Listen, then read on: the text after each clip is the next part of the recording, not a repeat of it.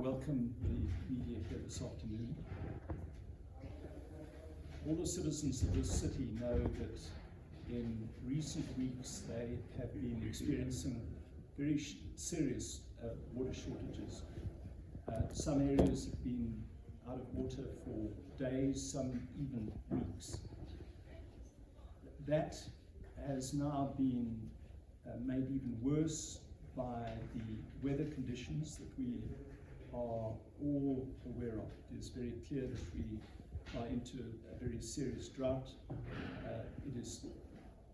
We are advised about the El Nino condition, and even sitting here this afternoon, we can feel the heat. Our engineering department has advised us that our current water supplies are sitting at 43%. And even those figures are somewhat misleading to the extent that most of the water that we hold is held in two dams, namely in Caesar and Ichabez. And we cannot draw sufficient quantities of water from those two dams because of deficiencies in the pipeline. The situation in the last few weeks has been further worsened by erratic power supplies. It is critically important that the massive pumps which pump water from our water supply dams and treatment plants receive a constant supply of electricity. And what the engineering department has advised is that there has been erratic power to those pumps, which are highly sophisticated machines and need a constant supply of power. The consequence of both water shortages and, for example, the decommissioning of Umzingwani Dam with the combination of erratic power supplies is that our main reservoirs, both Thuli and Criterion, are now critically low. Criterion in particular is what we would term a buffer facility. When it is full, the city is able to supply water even in the midst of power cuts. But because of these erratic power supplies to our pumps, Criterion even, which is our biggest reservoir, has now reached a critically low point. Our engineering department has briefed the full council regarding how serious the situation is, and has put in a request that we increase the delay to a 120-hour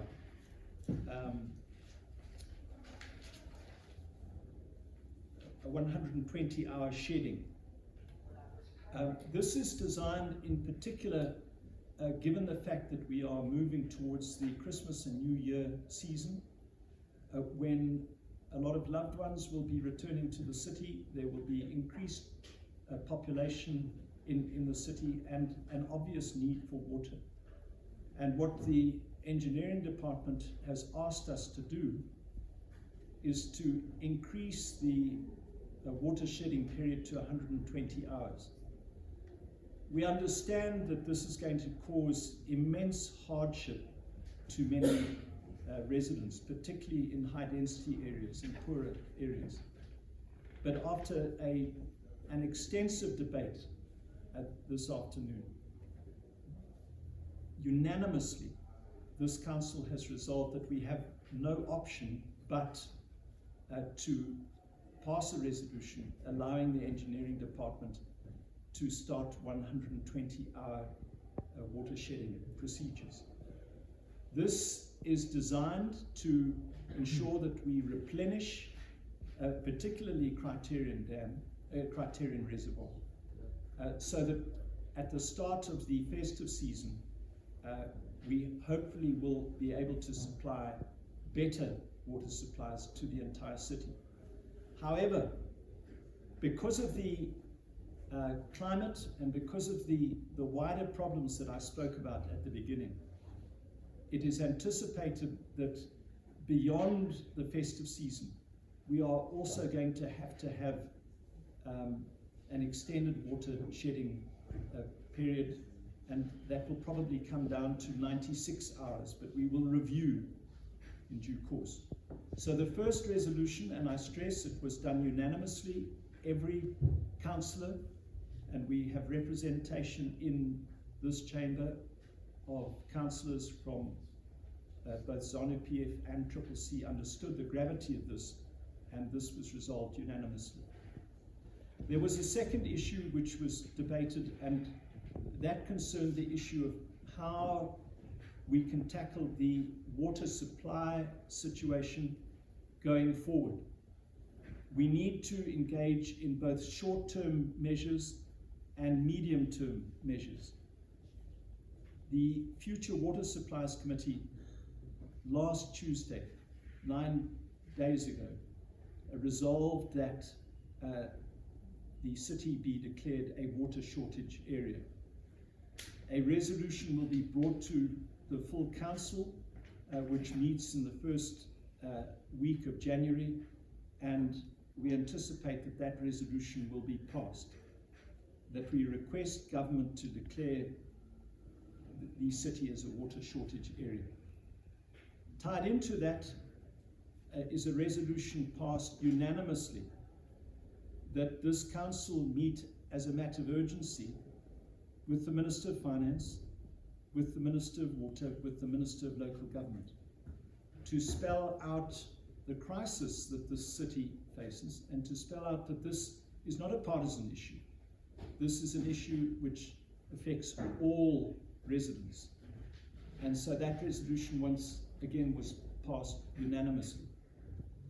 What we have said already to the Minister of Local Government through a letter addressed to him last week is that there are two immediate issues which need to be addressed. Firstly, as a matter of urgency, we need the Nyamandlovu aquifer to be refurbished. Pumps have been vandalized. Electrical switchgear has been stolen. And we believe that if that is given priority and urgency, that will immediately provide another 15 megalitres of water per day. The second issue relates to a pipeline which we need to construct from what is called the Mchabezi Reservoir to a pump station below Mzingwani. This is a 2.5 kilometre pipeline. Once again, this is low-hanging fruit, and we urge government to discuss this with us so that we can get that done in the short term. In the medium term, we discussed other measures that need to be taken, but that's not the purpose of this meeting today. But there was extensive discussion regarding the medium-term and long-term solutions to the city's crisis. But let me end with this note.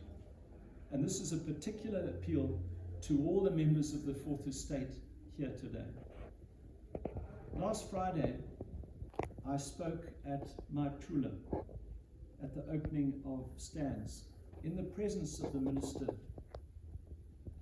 the provincial minister, Minister Ngu. I spoke about this crisis.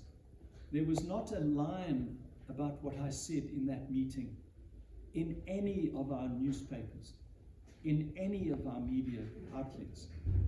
And I want to put this back to the media now. This is a crisis which faces us all. This should be headlines in all our papers, in all our media outlets tomorrow. We are proclaiming that there is a crisis in our city which needs urgent attention. And the Fourth Estate has a critical role to play in bringing this to the attention of all our residents, because we need our residents to understand that we are not being negligent, that we need all to be responsible regarding how we use our water if we are going to get through this crisis together. But we also need the message to be conveyed to government that this is a crisis which needs a bipartisan, a united approach, because the issue of water can never be partisan. It can never be about an individual political party.